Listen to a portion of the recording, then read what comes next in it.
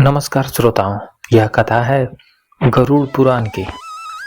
एक ऐसी कथा जो मृत्यु के बाद की रहस्यमयी यात्रा का रहस्य खोलती है। गरुड़ जी ने भगवान विष्णु से प्रश्न किया, हे प्रभु, मनुष्य के मरने के बाद उसकी आत्मा कहाँ जाती है? क्या उसे वास्तव में स्वर्ग और नरक का अनुभव होता है? और जीवन भर किए गए कर्मों का न्याय कैसे होता है? तब भगवान विष्णु ने उत्तर दिया, हे गरुड़, तुम्हारा प्रश्न बहुत ही गूढ़ है, परंतु इसे सुनने मात्र से ही मनुष्य का हृदय शुद्ध हो जाता है। आओ, मैं तुम्हें मृत्यु के बाद की पूरी यात्रा सुनाता हूँ। जब मृत्यु आती है तो प्राण धीरे धीरे शरीर से अलग होने लगते हैं। मनुष्य के आसपास उसके कर्मों की छाया मंडराने लगती है। जिसने दान, भक्ति और कल्याण का जीवन जिया, उसके चारों ओर प्रकाश फैल जाता है। उसकी आत्मा मुस्कुराती है और देवदूत उसे लेने आते हैं। लेकिन जिसने झूठ, हिंसा और अधर्म किया हो, उसके चारों ओर अंधकार छा जाता है। भयानक यमदूत आते हैं हाथ में फंदा लिए और आत्मा को शरीर से खींच ले जाते हैं। आत्मा विलाप करती हुई बोलती है, मुझे छोड़ दो, मैंने अभी बहुत कुछ बाकी करना रखा था। मेरा घर, मेरा धन, मेरा परिवार। तब यमदूत कड़क आवाज में बोलते हैं, आज विलाप मत कर पापी आत्मा, तेरा समय समाप्त हो चुका है। अब तुझे तेरे कर्मों का फल भोगना होगा। भगवान विष्णु बोलते हैं, हे गरुड़, मृत्यु के बाद आत्मा यमलोक की यात्रा पर निकलती है। यह यात्रा 12 दिन तक चलती है। हर दिन आत्मा को अपने जीवन के कर्मों का अनुभव कराया जाता है। जिसने भूखे को भोजन कराया था, उसे यात्रा में दिव्य भोजन मिलता है। जिसने दूसरों को पीड़ा दी थी, उसके मार्ग में कांटे, अंगारे और जलती आग मिलती है। जिसने गाय और ब्राह्मण की सेवा की थी, उसके मार्ग में फूलों की वर्षा होती है। तब गरुड़ ने कहा, प्रभु, क्या आत्मा अपने जीवन के कर्मों को देख पाती है? भगवान विष्णु बोलते हैं, हाँ गरुड़, आत्मा अपने हर कर्म का साक्षात अनुभव करती है।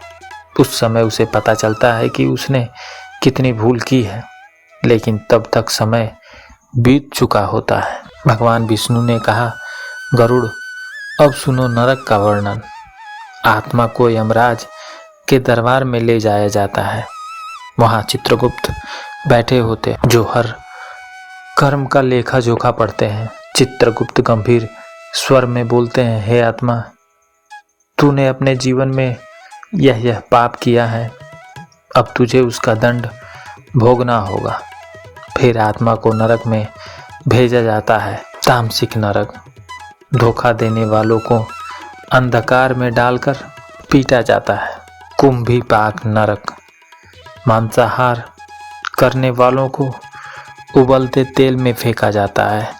रौरव नरक। हिंसक लोगों को भयंकर पशु नोचते हैं। 80 पत्रवन नरक। व्यभिचारी को तलवार जैसे पेड़ों में घसीटा जाता है। पापी आत्मा चीखते हुए कहती है, हाय, मुझे क्षमा कर दो, अब मैं कभी पाप नहीं करूँगा।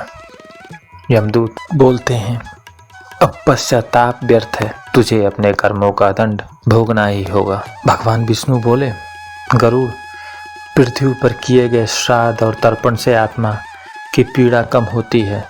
जब पुत्र, पौत्र गंगा जल, पिंडदान और तर्पण करते हैं तो आत्मा को भोजन और जल की प्राप्ति होती है और वह नरक की अग्नि से कुछ समय के लिए मुक्त हो जाता है। तब गरुड़ ने कहा, प्रभु, और यदि कोई श्राद्ध न करे तो? भगवान विष्णु बोले, तो आत्मा भटकती रहती है, उसकी पीड़ा और बढ़ जाती है। इसलिए श्राद्ध केवल कर्मकांड नहीं, बल्कि आत्मा की शांति का गहन साधन है। हे गरुड़, सबसे श्रेष्ठ वह है जो जीवन रहते ही धर्म और भक्ति के मार्ग पर चले। ऐसे साधक मृत्यु के बाद नरक और स्वर्ग में नहीं भटकता, वह सीधे परमानंद को प्राप्त होता है। जो सदा सत्य बोले, जो दया और करुणा रखे, जो दान और सेवा करे और जो विष्णु स्मरण में लीन रहे, वह आत्मा मृत्यु के क्षण मुस्कुराती है। देवदूत उसका हाथ पकड़कर सीधे बैकुंठ ले जाते हैं।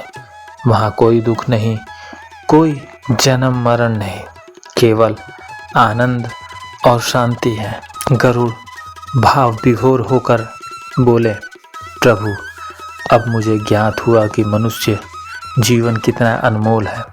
अगर इसे व्यर्थ किया तो नरक ही भाग्य है, लेकिन अगर इसका सदुपयोग किया तो मोक्ष निश्चित है। फिर भगवान विष्णु मुस्कुराते हुए बोलते हैं, हाँ गरुड़, यही गरुड़ पुराण का सार है।